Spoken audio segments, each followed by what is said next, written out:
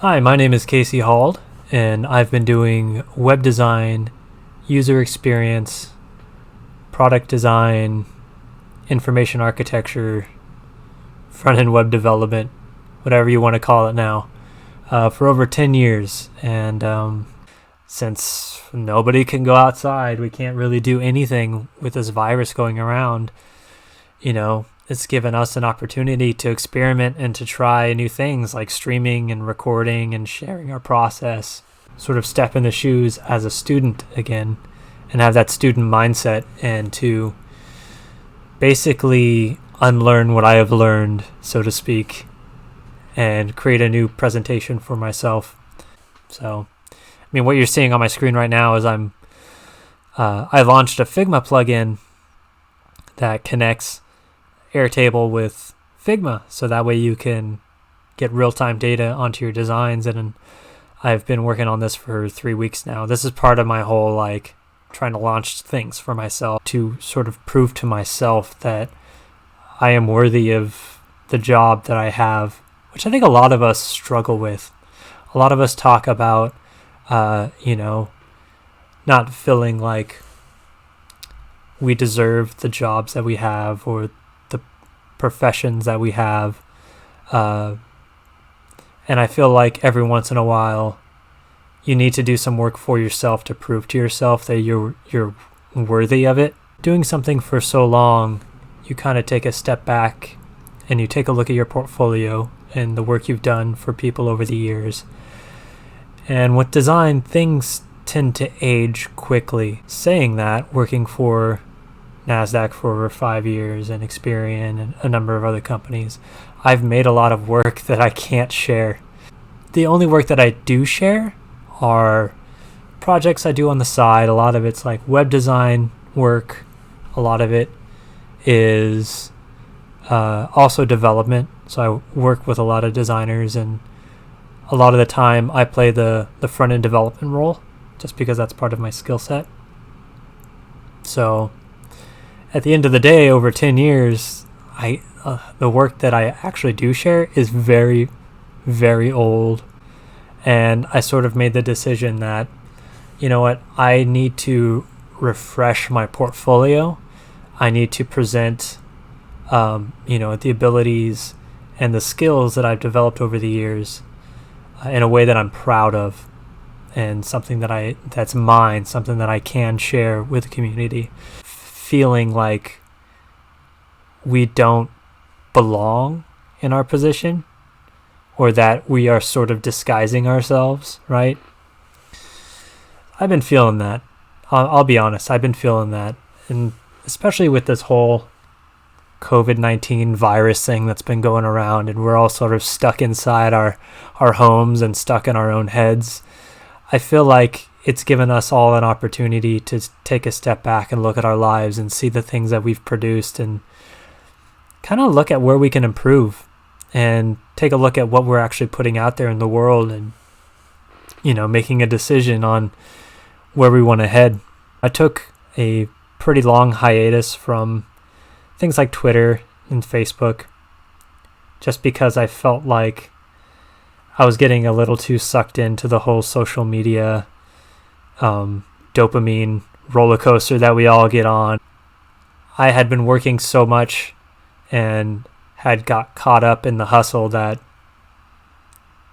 I was perpetually anxious. So for 2-3 years, I took a hiatus. I wasn't completely off of social media, but I was still on Instagram. I still enjoy Instagram, and I was still able to connect with friends over Instagram. But things like Twitter, in a way, it kind of turns you into a workaholic, in a good way and in a bad way, right? Like, in a good way, we get a lot of work. We take a look at our peers and we discuss different subjects within design, and we start meaningful conversations. But we also compare ourselves to one another. We take a look at all of our talented friends and we go, wow, look at all this work that they're producing, and look at all the work that I'm not producing, right? So for the last 2 or 3 years, I had been surfing a lot, skating a lot, Picking up a skateboard and just not thinking about work. Hey, kitty cat. What's up, dude? So with that hiatus, I decided that, I needed to basically take a look at my work again, see what I had produced, and my portfolio, it just sucks. Like, all of my work is so old. My first job was a ad agency, so it was a little bit like boot camp for design. We were producing maybe 2 full-fledged websites a month, and I was jumping back and forth between designing and developing a full-fledged website, because back then in school I was studying in web design, which meant that you had to do both. You had to know the fundamentals of graphic design and at the same time produce it and launch it and code it. And I kind of discovered the kind of designer that I was. And I think a lot of young designers need to have that opportunity to juggle between different types of projects to find out what really feels right for them. I kind of discovered quickly I wasn't a logo designer. I wasn't a print designer. Even though I did it, I felt like it wasn't a skill that I was necessarily good at, nor a skill that I wanted to continue to discipline myself in. I was always kind of into web design and into code, and I understood code, creating applications and user flows. And this is back before there was even the term user experience, right? User experience was just basically you launching a website and then getting complaints back saying, hey, I can't log in. So I discovered real quickly that in that ad agency that, I really excelled in developing and designing, but not so much print design, not so much logos. I talked recently with a designer, Jess Brown. He's hosting a podcast called Go Do Create, which you should all listen to. It's great. I think we're gonna learn a lot about ourselves through this whole virus in this quarantine, that we're gonna kind of take a look at ourselves and discover what makes us tick as designers and what makes us want to continue to pursue the passions that we have, right? Like, my passions aren't just design alone. I also draw, I read a lot, I play a lot of games. I think it's important to take care of your mental health. I think when we get caught up in that hustle, we forget about our mental health, and we kind of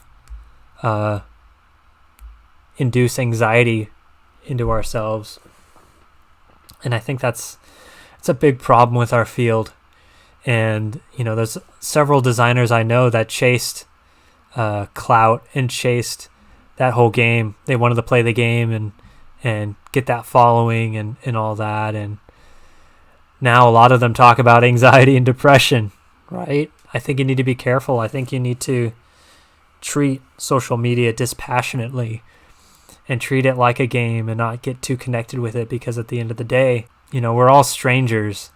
At the end of the day, I mean, we'll meet each other and you'll meet cool people and you'll make friendships that last a lifetime. But at the end of the day, you're not making thousands of friends. You're maybe making 3 or 4, a handful of friends among thousands of followers.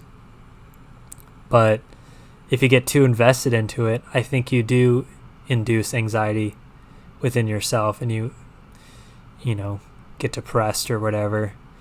So I think it's important to get a hobby for yourself, something physical, something that makes you sweat, right?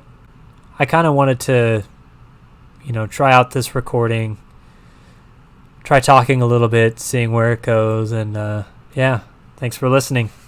Bye.